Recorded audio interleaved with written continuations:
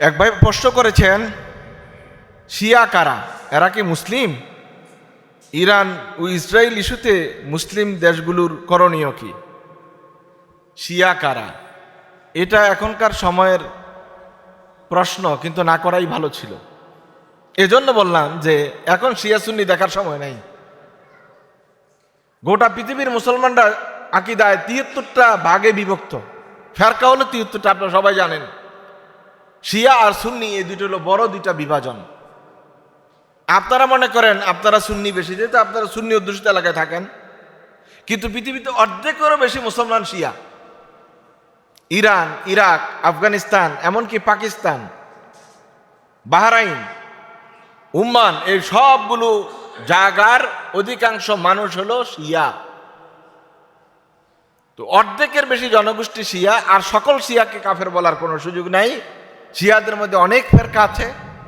এই ফেরকাগুলোর মধ্যে যারা উগ্র শিয়া, তাদেরকেই শুধু আহলে সুন্নাহ ওয়াল জামাতের লোকেরা কাফের বলে, সবাইকে গড়ে কাফের বলে না। শিয়ারা কাফের এরকম গণ ফতোয়া দেওয়ার কোনো সুযোগ নাই। সুতরাং কাফের হলে শিয়ারা হোক, মুসলমান হোক, এটা বড় বিতর্কের বিষয় না। সময়ের বিতর্ক হলো সে ইসরায়েল বিরোধী কিনা, ইসরায়েলের তাদের সাক্ষ্যতা কতটুকু। আপনি আহলে সুন্নাত ওয়াল জামাত দাবি করেন, আপনার সাথে ইসরায়েলের সম্পর্ক সবচেয়ে ভালো, আপনি কিসের আহলে সুন্নাহ? ওই সমস্ত আহলে সুন্নাতে ঈমান চলবে? জান্নাতে যাওয়া যাবে? আল ওয়ালা ওয়াল বারা ফিল ইসলাম, কার সাথে বন্ধুত্ব রাখবেন, কার সাথে শত্রুতা করবেন, এটার মার্জিন আল্লাহ সুবহানাহু ওয়া তাআলা দিয়ে দিয়েছেন। আল্লাহ তাআলা পরিষ্কার ঘোষণা করেছেন, ইহুদিদের সাথে মুসলমানদের কোনো সম্পর্ক রাখার কোনোই সুযোগ নাই। এখন আপনি যে সুন্নি সুন্নি জব করেন সারাদিন, আর সব সুযোগ সুবিধা ইহুদিদেরকে দেন, অথবা তাদের অত্যাচারের জন্য মাজলুম জনগণের পক্ষ হয়ে কিছু বলেন না বা করেন না, আপনার এই ধরনের সুন্নি হওয়া থেকে শিয়া হয়ে যাওয়াই তো ভালো। লোকের এই জন্য তো শিয়া হয়ে গেছে।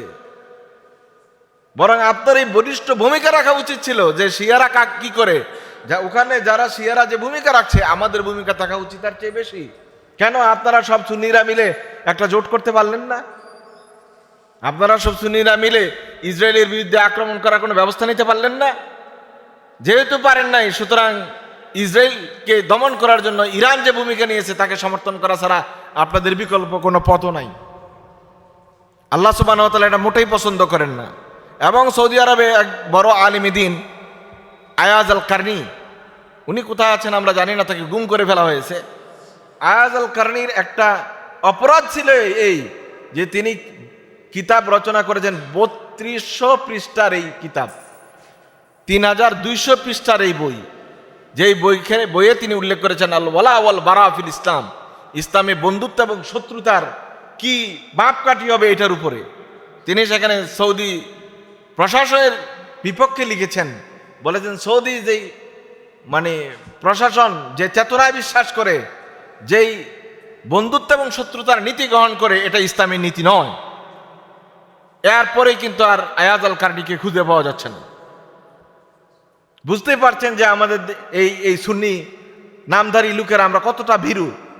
আমাদের যে ভেড়ার পালগুলি ভালো আছে, আমরা নামে সুন্নি, কিন্তু আমাদের যে সাহস, এর চেয়ে ভেড়ার পালগুলির সাহস অনেক বেশি। ১০০-১৫০ ভেড়া এক জায়গায় হলে একটা বাঘও তো সাহস করে না আক্রমণ করার জন্য। আর ইসরায়েলকে আপনারা আক্রমণ করার থাক দূরের কথা, একটু শক্ত করে কথা বলার মতো কোনো মানুষ পাওয়া গেল না। আবার দাবি করেন আহলে সুন্নাহ ওয়াল জামাত। লজ্জা থাকা উচিত। কিসের আহলে সুন্নাহ ওয়াল জামাত? আল্লাহ রাসূল সাল্লাল্লাহু আলাইহি ওয়াসাল্লাম বলছেন, মা আনা আলাইহি ওয়া আসহাবি, আমি আহলে সুন্নাহ ওয়াল জামাত কারা? যারা আমার এবং আমার সাহাবীর সুন্নতের উপরে থাকে। সাহাবীরা কি কখনো অন্যায়ের উপর চুপ ছিলেন? নবী করিম সাল্লাল্লাহু আলাইহি ওয়াসাল্লাম কি কোনো জুলুম, নির্যাতন, নিষ্পেষণের পক্ষে ছিলেন? রাসূল সাল্লাল্লাহু আলাইহি ওয়াসাল্লামের জীবনে এত এত যুদ্ধ করেছেন। সাহাবায়ে কেরাম রাদিয়াল্লাহু তাআলা আলাইহিম আজমাইন পুরোটা জীবন যুদ্ধে চালিয়ে গেছেন। এমনকি উলামায়ে কেরাম রাদিয়াল্লাহু তাআলা আলাইহিম আজমাইন, তাবিঈন, তাবে তাবিঈনের বড় বড় মুজতাহিদ, তারা সারাটা জীবন যুদ্ধের মাঠে ছিলেন। আপনি যদি আহলে সুন্নাত ওয়াল জামাত দাবি করে থাকেন, আপনার উচিত আপনার যুবকদেরকে দিয়ে, অস্ত্র দিয়ে ইসরায়েলের বিরুদ্ধে সম্মুখ যুদ্ধ করার জন্য ইসরায়েলের সীমান্তে পাঠানো, যদি দাবি করেন আপনি আহলে সুন্নাত ওয়াল জামাতের লোক। এটা হলো আপনার জন্য ফরজ কাজ। সেইটা না, চুপ করে থাকবেন, কোন রকম গা বাঁচিয়ে থাকবেন, গদি বাঁচানোর চিন্তা করবেন। গদি বাঁচানোর রাজনীতি করা আর ফতোয়া তালাশ করার এই অভ্যাস থেকে যতক্ষণ পর্যন্ত আহলুস সুন্নাহ ওয়াল জামাতের নেতৃস্থানীয় লোকেরা ফিরে আসতে না পারবে ততক্ষণ পর্যন্ত কিন্তু ইসরায়েলের বিরুদ্ধে শক্ত কোনো অবস্থান নেওয়ার কোনো সুযোগ নেই। আল্লাহ তাআলা আমাদেরকে বুঝার তৌফিক দান করুক, আমিন।